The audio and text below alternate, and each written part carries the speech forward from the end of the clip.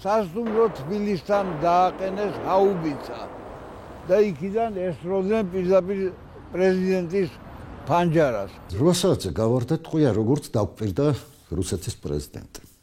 პირადად მე. პირველი გასროლა მოხდა ბატონი ზვიადის კაბინეტში. პრეზიდენტი იყო აქ, აი კონკრეტულად რომელ ოთახში იყო, ეგ არ ვიცოდით. ვერავინ ვერ დამარწმუნებდა მე, რო ეთქვა, რომ მეორე დილით ომი დაიწყებოდა.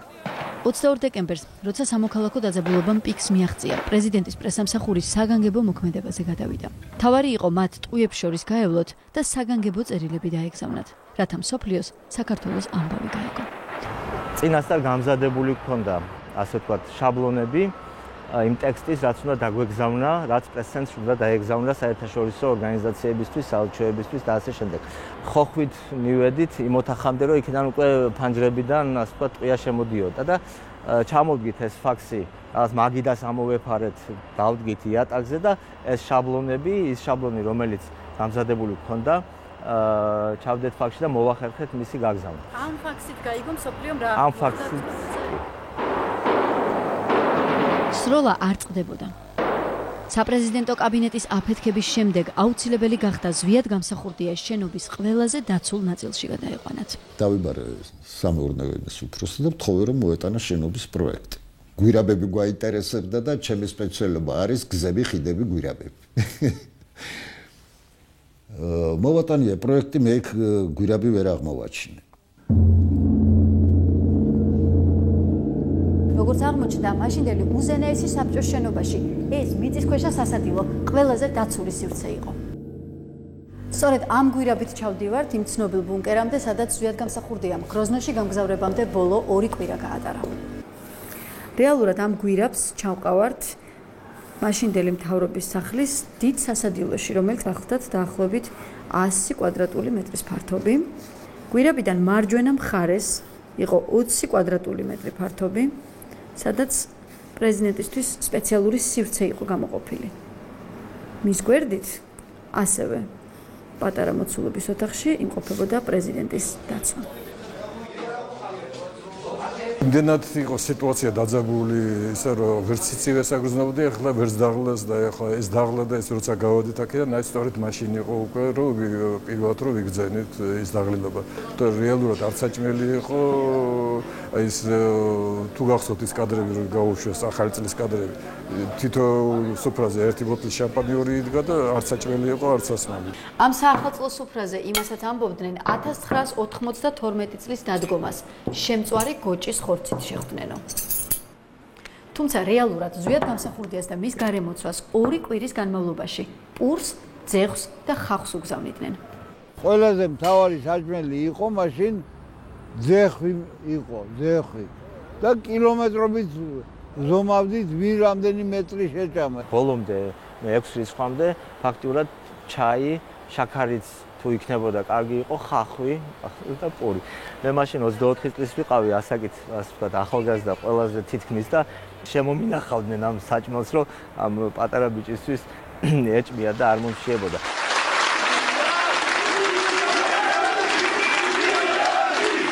რომ მოდიოდა ჩვენთან, უნდა გამოევლო კარგი 100 მეტრი გზა.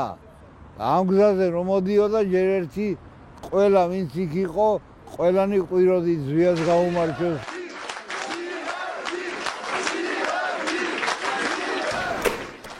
მიწისქვეშა სასადილოდან ქვეყანა იმართებოდა ერთი ტელეფონით, რომელიც მხოლოდ პრეზიდენტის განკარგულებაში იყო და ტელერადიო კომუნიკაციით.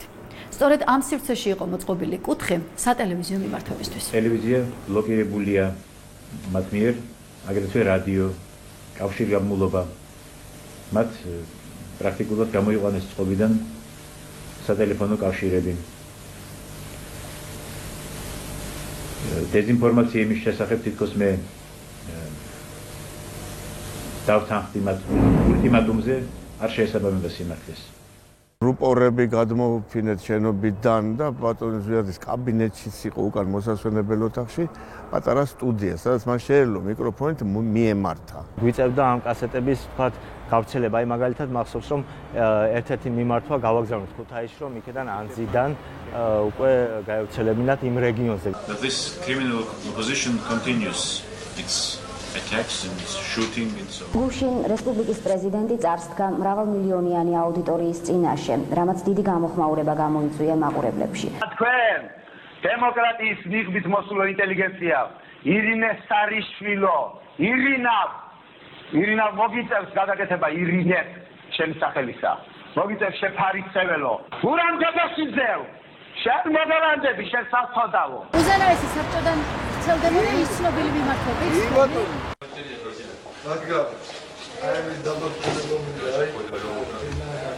ჩვენი პატივისცემული ოპერატორი გივი ნახუცრიშვილი. პრეზიდენტის პირადი ოპერატორი გივი ნახუცრიშვილი ახლა ჩვენი რესპონდენტია და გვიყვება რომ პირველ დღეებში გამსახურდია მთავრობის სახლის ეზოში გადიოდა ხოლმე. თუმცა ბოლო დღეებში ის მუდმივად ბუნკერში იყო და ქუჩაში მიმდინარე მოვლენებს სწორედ ბატონი გივის მიერ გადაღებული კადრებით იგებდა. აი შედეზოში ხდება ოღონდ ზეით აი აქ იყო ზუსტად აი ამ ადგილებში არ ხდება ეს ზეიგი. მე ამასთანაც ვიღებ, ჩავდივარ მე ვამუშავებ და უშვებ ეთერში. მე არ ჯილეტი მეცვა არაფერი, ჩვეულებრივად დავდიოდი. ხო ბედმა გამიღიმა და გამძლეობა მქონდა იმისი რომ ეს გამეძლო. არ შიქშინები? არ შიშის გზობა არ ქონდა. საოცარი. პრეზიდენტს თუ ქონდა შიშის გზობა თელი. მე არ შეიმჩნევია ხო შემთხვევაში. აქ გამუდმებით ისროდნენ ყუმბარებს, ტყვიან ფერქვებს, ავტომატებს. ეზოს მიმდებარედ მუდმივად მობილიზებული იყო სასწრაფო დახმარების ჯგუფი. თუ ეროვნული მოძრაობის წევრი დაიჭრებოდა, პირველად დახმარებას მასაც ეგრეთ წოდებულ ბუნკერში უტარებდნენ. პრეზიდენტს არც ერთხელ არ დაჭირვებია სამედიცინო დახმარება ამ პერიოდში, ის ხნედი იყო, იმედიანად იყო, სასადილოში სამედიცინო პუნქტი იყო გახსნილი, სადაც დაჭრილები შემოყავდა, ხშირად მიწევდა როგორც დაჭრილების მკურნალობა, ისე ზოგიერთი მათ შორის წვეების მკურნალობას. პირობებზე ლაპარაკიც კი ზედმეტი იყო, არც დაძინების საშუალებაც სკამზე ეძინა, ხანდახან იატაღზე თუ მოახერხებდა და ასეთ ადგილს მოძებნიდა და ჩვენ გვეძინა მაგიდაზე. აი მე და ნოდარ ტულეისკის გვეძინა ერთ მაგიდაზე. აი მაგიდა დგას, მაგიდაზე დავდებდით ესე ორმუშ, დავადებდით თავს და გვეძინა. მთლიანად სადღაც 1-6 დღე საერთოდ არ დამიცინია, არ დამშდარ ვარ. აი ესეთი გამხდარი ვარ, მაგრამ ფეხები გამისივდა მთლიანად. და უკვე მე ვთხოვე იქ, რომ ერთი სკამი მათხოვეთ.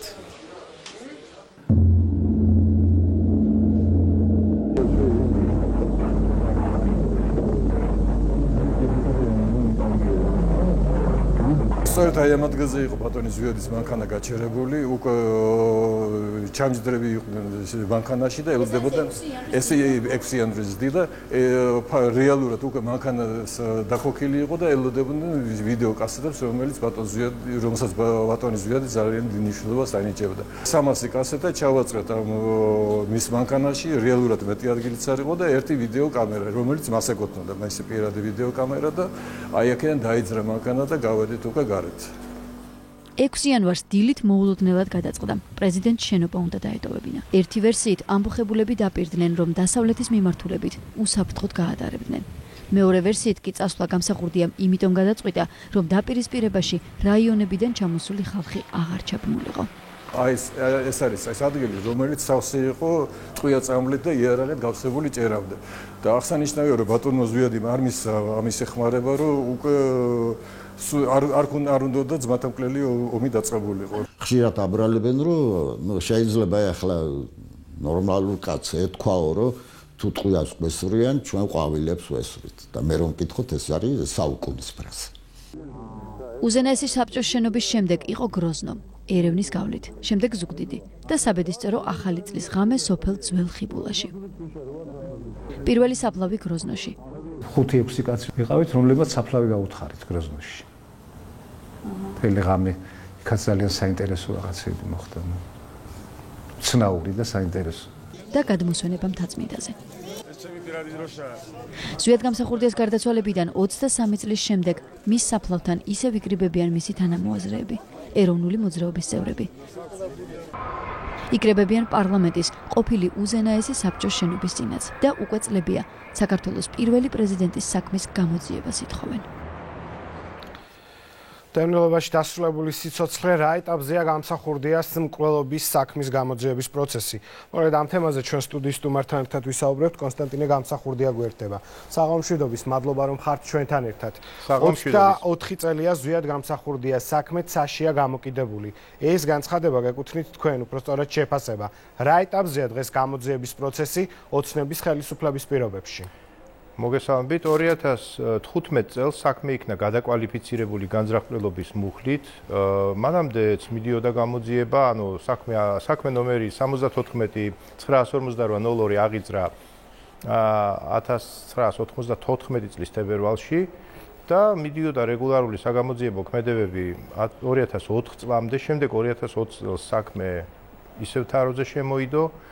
მას შემდეგ რაც ჩვენმა კომისიამ 2011 წელს დაასრულა თავისი მოღვაწეობა და დადო ძირითადი დოკუმენტი, რომელიც მოიწონა პარლამენტის სესიამ და გადაიგზავნა ის მთავარ პროკურატურაში, საქმე თითქოს განახლდა. მაგრამ უნდა განახლებულიყო უпростоრად, მაგრამ ის არ განახლებულა, ის კვლავ თაროზე შემოიდო, შემდეგ მოვიდა ახალი ხელისუფლება, არც არჩილ კბილაშვილის პროკურატურამ მოკიდა ხელი ამ საქმეს და მხოლოდ 2015 წელს ხდება ეს გადაკვალიფიცირება, მაგრამ მე არ ვიტყოდი რომ ჩვენ იმაზე უფრო წინ ვართ ბევრად. ანუ საქმე ტრიალებს, მე გეტყვით, მოჯადოებულ წრეში. ბატონ კონსტანტინე, მეთოდოლოგიის საკითხია და რა თქმა უნდა პოლიტიკური ნების საკითხია, ორივესი ერთად. პროკურატურაში ჩვენ გვეუბნებიან რომ გამოძიების პროცესი აქტიურად მიმდინარეობს. თქვენ ჩვენგან განსხვავებით გააქვთ რაიმე დამატებითი ინფორმაცია, რა მიმართულებით იძიებენ საქმეს? იზით რა არის, აი მე გეტყვით ერთ ასეთ მაგალითს. ჯერთი ჩვენ ძალიან ბევრი ახალი გარემოებები მოვძებნეთ, ახალი გვარები, ახალი სახელები ამოტივტივდა, რომელიც საერთოდ არ ფიგურირებდა იმ 9 ტომეულში, რომელიც იყო დაცული მთავარ პროკურატურაში 2004 წლის ჩათვლით, არა? დიახ. ჩვენ ეს ყველაფერი, როდესაც პროკურატურას გადავეცით, აქ იყვნენ ის ადამიანები, რომლებიც გადაიბირეს მაშინდელმა სპეცსამსახურმა და გადაიბირა ასევე შინაგან საქმეთა სამინისტრომ, იყვნენ ის ოფიცრები, რომლებიც ჩართული იყვნენ ზედ გამსახურდიას დევნაში. მოგეხსენებათ, მის დევნაში ორი ჯგუფი იყო, შინაგან საქმეთა სამინისტროს ჯგუფი და იყო უშიშროების სამინისტროს ჯგუფი, რეალიზაციის ჯგუფი ეგრეთ წოდებული და აი ეს ყველაფერი, როდესაც ჩვენ მათ გადავეცით, ჩვენ რასაკვირველია, ველოდებოდით, რომ ამ ადამიანებს ჯეროვნად დაკითხავენ, მაგრამ იცით რა არის? აი ერთ მაგალითს გეტყვით. როდესაც დაკითხეს ზუგდიდი წალენჯიხის უშიშროების უფროსი მაღალჩინოსანი, ხა ეს კაცი რას ყვება? ყვება რომ ზედ გამსახურდიას სიკვდილი მან რამდენიმე საათში იცოდა. დააკვირდით ერთ რამეს რომ ოჯახმა და მთელმა მსოფლიომ ეს ამბავი გაიგო 5 დღის შემდეგ, ხო? აქ ლაპარაკია მთავარი მოწმეები ამას უკიდურესად გასაიდუმლოებულ ვითარებაში ინახავდნენ და იყო უკიდურესი კონსპირაცია და კაცი ამბობს რომ რამდენიმე საათში ვიცოდი ეს, ხო? როდესაც ჩაეკითხნენ მას რომ სად გაიგეთ, რანაირად იცოდით ეს თქვენ რამდენიმე საათში? აიო ზუგდიდის ბაზარშიო ქალებმა თქვესო. ნუ ხა ეს ხომ არის თავის აგდება რა, ხა ამას რა ქვია გეკითხა. კარგით. ასე მეთოდიკაზე აქვს საუბარი. ეს იცით რა არის? მე დარწმუნებული ვარ, ხა როგორც რამდენადაც მე ამ საქმის დეტალებს და სპეციფიკას ვიცნობთ, იცით და ეს საქმე ეხლა ტრიალებს მოჯადოებულ წრეში. აი პირდაპირ გეტყვით. მიზეზი რა შეიძლება იყოს იმის, რომ სიმართლე არ უნდა ბანკიერი ნაკლული პოლიტიკური ნება არ არის და ეს საქმე ამიტომაც არის მოქცეული მოჯადოებულ წრეში. აქ იკითხებიან ალბათ ეს სოფლის მაცხოვრებლები, რომლებიც იმაზე მეც ვიდრე ჩვენ გვითხრეს, ამაზე მეტ ინფორმაციას არ ფლობენ. რამდენადაც ისინი თვითონ იყვნენ ინსტრუმენტალიზებულები და ეს საქმე თვითონ რასაც დაგეგმარებას ქვია, მათ ამას არავინ არ გაუმხელდა, როგორ არის დაგეგმილი და არც შესრულებას გაუმხელდა. ანუ ეს საქმე არის, რა თქმა უნდა, უშიშროების, აქ უნდა გაარკვიონ პირველ რიგში უშიშროების მონაწილეობა, როგორ იყო. ანუ რეალურად ეს იყო სახელმწიფო უწყების საქმე და კიდევ ერთი უნდა გაარკვიონ. რამდენადაც ჩვენ იქ აღმოვაჩინეთ რუსული, ესე ვთქვათ, უშიშროების, სპეცრაზმის კვალი, ასევე უნდა გაირკვეს რა დომემდე და რა ზომამდე მონაწილეობდა რუსული უშიშროება, რუსეთის ფედერაციის უშიშროება ამ სპეცოპერაციაში. აი მე პირდაპირ გეტყვით, ეს არის სპეცოპერაცია. ამიტომაც რეალურად გამოძიება ხდება სპეცოპერაციის და აი ეს არის ამავე დროს მთელი სირთულეც ამ საქმისა. კარგით, გასაგებია. თქვენ ხელმძღვანელობდით, როგორც უკვე ვისაუბრეთ, დროებით საპარლამენტო კომისიას 2011 წლებში. ის მასალები, რომლებიც ამ კომისიამ მოიძია, მოამზადა და შემდეგ პარალელურ რეჟიმში ჰქონდათ ინფორმაცია უკვე პროკურატურიდან. განსხვავდება სერიოზულად ეს ორი ნამუშევარი საქმის განსხვავდება ერთი და იგივე მიმართულებით არის. პროკურატურამ რაღაცეები დარწმუნებული ვარ მიუმატა ამას, მაგრამ ეს არსებითად სიტუაციას არ ცვლის, იმიტომ რომ არსებითად სიტუაციის შეცვლა გამოიხატება იმაში, რომ საქმე გადავიდეს სასამართლოში. ეს ერთი. დიახ. და სხვათა შორის მე ერთ რამეს გეტყვით კიდევ, რომ ჩვენ ზვიად გამსახურდიას, ასე ვთქვათ, შვილებს, ხო, ჩვენ მაგალითად არ გვაქვს დაზარალებული სტატუსიც კი, თუმცა დაზარალებულებიც არა ვართ ჩვენ. საერთოდ არავინ არა ვართ ამ საქმეში. ჩვენ მოვითხოვთ, რომ გწნონ დაზარალებული. ეს მოთხოვნა არის შესაბამისი ორგანოების მიმართ დაყენებული? დაყენებულია. რა თქმა უნდა, დაყენებულია. პასუხი რა არის მათი? ჯერჯერობით არანაირი პასუხი, ჯერჯერობით არანაირი პასუხი და ვერ გეტყვით ისინი რას მოიმოქმედებენ, მაგრამ მე ერთ რამეს გეტყვით, რომ აი ჯერჯერობით, აი მე მინდა ჩემი შტაბ-ეტილება გაგიზიაროთ, რომ ისინი მოძრაობენ რაღაცნაირად ისევ იმ მოჯადოებულ წრეში და მე გეუბნებით შემიძლია გითხრათ, რომ მოჯადოებული წრიდან გასვლა ეს არის გადასვლა უშუალოდ უშიშროების საკითხის კვლევაზე, უშიშროების არქივები უნდა გაიხსნას, უნდა დაიკითხონ ის ადამიანები, რომლებიც რაღაც შეხებაში იყვნენ ამ სპეცოპერაციასთან, ან ჩვენ გადავეცით მაშინვე გადავეცით 48 კაციანის სია. ანუ გამოდის რომ ნახევარი იმ ადამიანების 48 კაც შორის დაკითხული არ არის. 48 კაციანი სია გადავეცით მაშინ. რა თქმა უნდა, მე ფიქრობ რომ ისინი დაკითხულებიც რამდენიმე კაცი არის დაკითხული იქიდან ალბათ.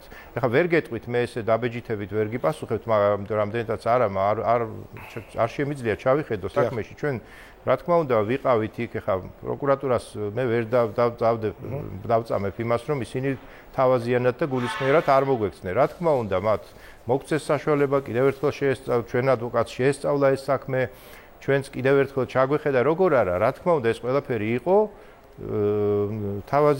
თავაზიანი მოპყრობად ძალიან ესე ვთქვათ იყო მაგრამ მე ხლა ლაპარაკობ იმაზე შედეგი რა არის აქედან მე მაინტერესებს შედეგი შედეგი ჯერჯერობით არის იგივე ანუ მოჯადოებულ წრეში ვტრიალებთ ერთი და იგივე მოჯადოებულ წრეში ძალიან დიდი მადლობა და ძალიან მოკლედ ალბათ ერთგვარ შეფასებას მოვისმენ წინა ხელისუფლების პირობებში იყო იგივე პრობლემა ამ ხელისუფლების პირობებშიც რეალურად დიდი ნაბიჯი არ გადადგმულა და არის მოჯადოებული წრე იცით რა წინა ხელისუფლებას ჩვენთვის რომ მოეცა საგამოძიებო სტატუსი ეს საქმე მე უკვე გამოძიებული მექნებოდა მართლა აი ყოველგვარი გადაჭარბების გარეშე გეუბნებით და გადაცემული მექნებოდა ეს სასამართლოში მაგრამ ჩვენ არ მოგწეს ბოლო მომენტში გადათქვეს მათ ეს შეეშინდათ იმიტომ რომ მიხეილ სააკაშვილი თავიდან დაინტერესებული იყო ძალიან ენთუზიაზმით იყო ამ საქმის მიმართ მაგრამ გარკვეულმა ბნელმა წრემ მის გარემოცვაში იგი დაარწმუნა რომ ეს არ იყო სახელმწიფოსთვის კარგი რომ ეს ავნებდა მას სახელმწიფოს ავნებდა საქართველოს არ წაადგებოდა და რა თქმა უნდა ამის შემდეგ ინტერესმა დაიკლო ბნელ ძალებში ვის გულისხმობთ კონკრეტულად სახელებით და გვარებით შეგვიძლია ვისაუბროთ არიან აქ გარკვეული პირები არიან ნუ მაგალითად ისინი ვინც დღეს პოლიტიკაში შეიძლება იყვნენ თუნდაც ოპოზიციურ ფლანგზე მე მაგალითად ვეჭვობ რომ აქ ძალიან სერიოზული როლი აქვს მალვაში მყოფ ზურაბ ადეიშვილს რომელმაც ასევე თავისი როლი შეიტანა, თავისი როლი ითამაშა იმაში, რომ არ შეიქმნა, ასე ვთქვათ, არ მიეცა კომისიას საგამოძიებო სტატუსი, მიხეილ სააკაშვილი მას ხშირად ეთათბირებოდა და გასაგებამისად, სხვათა შორის პრემიერ-მინისტრმა ღარიბაშვილმაც და პრემიერ-მინისტრმა ირიგაშვილმაც ორივემ აღმითქვეს მე, რომ ისინი საქმეს აუცილებლად ყველანაირად ანუ პასუხი გაეცემა ყველა კითხვას. ყველანაირად ესე ვთქვათ მიაქცევენ ამ საქმეს ყურადღებას, მაგრამ ხო გეუბნებით ეს ჯერჯერობით ლიტონს სიტყვად რჩება, ხელისუფლებას არ აქვს არანაირი ნება და ყველაფერი დარჩება ისევ ისე და მერწმუნეთ აი ყველა ხელისუფლება მიწოდეს რომ ხალხისგან ისინი მოიმკიან გაკიცხვას, მოიმკიან ზიზღს და ფურთხს. იცით აი ამ ყველაფრის შემდეგ აი მე სხვა სიტყვებით არ შემიძლია ვთქვა ის რაც ამ ყველაფერს მოყვება. დაველოდოთ რა შედეგი იქნება. კონსტანტინე გამსახურდია იყო იმედის დროს პირდაპირ ეთერში. წარმატებებს გისურვებთ თქვენ.